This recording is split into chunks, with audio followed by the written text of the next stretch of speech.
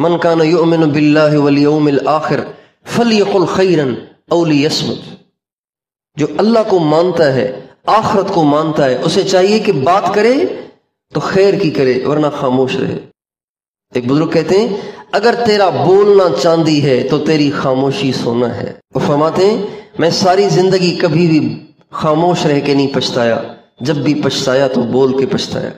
خاموش رہ کے انسان نہیں پچھتاتا کہ ارے میں کیوں خاموش رہا، میں بولا کیوں نہیں۔ بھائی نہیں بولے تو آئندہ بول لینا، اگلا کوئی موقع ملے تو بول لینا، اس کی تلافی ہو جائے گی۔ لیکن اگر کوئی بول جائے اور پھر کہے کہ ہائے کاش میں نہ بولتا، تو اب یہ بول تو واپس ہو ہی نہیں سکتے۔ خاموشی کی تلافی ہو سکتی ہے لیکن بولنے کی تلافی نہیں ہو سکتی۔ اور بول یاد رہتے ہیں، بول انسان بھولتا نہیں ہے، بول یاد رہتے ہیں۔ اس لیے اللہ تعالیٰ تک پہنچنے میں سب سے بڑی رکاوٹ گناہ ہے۔ اس لیے ہمیں اللہ پاک تک پہنچنے کی اگر خواہش ہے تو سب سے پہلے اپنے گناہوں کو چھوڑنا پڑے، گناہوں سے باز آنا پڑے گا۔ اور گناہوں میں سب سے زیادہ جو مین چیز ہے وہ یہ ہے کہ ہم زبان اور آنکھ پہ کنٹرول کریں۔ اور یہ بہت آسان ہے، اگر حضور نبی کریم صلی اللہ علیہ وسلم کی 2 سنتوں پہ عمل کر لیں تو زبان بھی قابو اور نظر بھی قابو۔ حضور کی 2 سنتیں، یہ ہم کہتے ہیں نا ہماری اور آپ کی، دنیا کے سارے انسانوں کی، دنیا اور آخرت کی کامیابی اللہ کے حکموں کو حضور نبی کریم صلی اللہ علیہ وسلم کے طریقے پر پورا کرنے میں ہے۔ کہتے ہیں نا حضور صلی اللہ علیہ وسلم کے طریقوں پر کامیابی ہے، غیروں کے طریقوں میں ناکامی کا یقین۔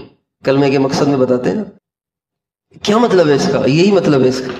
آپ علیہ الصلوۃ والسلام کی یہ 2 سنتیں ہیں جو عرض کروں گا، ان 2 سنتوں کو اختیار کر لیں، زبان کے شر سے بھی محفوظ، نظر کے شر سے بھی محفوظ۔ ان میں سے ایک سنت طویل الصمت، آپ لمبا خاموش رہتے تھے، اتنا خاموش رہتے تھے کہ پاس بیٹھنے والوں کو تمنا ہوتی تھی کہ کاش کچھ حضور صلی اللہ علیہ وسلم کچھ تو بولیں۔ آپ کے پاس کوئی بدو آ جائے، صحابہ کہتے ہیں ہمیں انتظار رہتا تھا کسی بدو کا، چونکہ بدو ادب آداب سے واقف نہیں ہوتے، انہوں نے بے دھڑک سوال کرنے ہوتے ہیں، تو وہ سوال کرتے تھے، تو ان کے سوال کرنے کے بعد آپ علیہ السلام جو بات ارشاد فرماتے تھے وہ سننے کو مل جاتی تھی صحابہ کو۔ تو صحابہ کہتے ہیں ہمیں تمنا رہتی تھی کوئی بدو آ جائے، وہ آ کے سوال کرے تاکہ آپ علیہ السلام کچھ تو اپنے مبارک زبان سے موتی بکھیریں، کچھ تو ہمیں سننے کو ملے۔ اتنا آپ لمبا خاموش رہتے تھے۔ تو یہ آپ علیہ السلام کی سنت، طویل الصمت، لمبا خاموش، لمبی خاموشی، سنت سمجھ کے اس پہ عمل کریں ہم۔ ایک بات اور نظر کی حفاظت کے لیے جس سنت کو ہم نے عمل میں لانا ہے وہ یہ ہے کہ حدیث میں آتا ہے آپ علیہ الصلوۃ والسلام خافض الطرف، آپ علیہ السلام کی نگاہیں جھکی رہتی تھیں، آپ نگاہیں جھکاتے نہیں تھے، آپ کی نگاہیں جھکی رہتی تھیں۔ ہماری گردن تو اٹھی ہوتی ہے، اکڑی ہوتی ہے، ہم یوں جاتے ہیں، ادھر کیا ہو رہا ہے اس کو بھی دیکھتے ہیں، ادھر کیا ہو رہا ہے اس کو بھی دیکھتے ہیں، سامنے سے کون آ رہا ہے وہ بھی دیکھتے ہیں۔ آپ علیہ السلام ایسے نہیں تھے، آپ علیہ السلام یوں ہوتے تھے۔ صحابہ بیٹھے ہوئے ہیں تو آپ یوں نہیں بیٹھتے تھے کون بیٹھا ہوا ہے، بلکہ آپ یوں بیٹھے ہوتے تھے، اور صحابہ آپ پہ پروانوں کی طرح سے نچھاور ہو رہے ہوتے تھے اور آپ یوں بیٹھے ہوتے تھے۔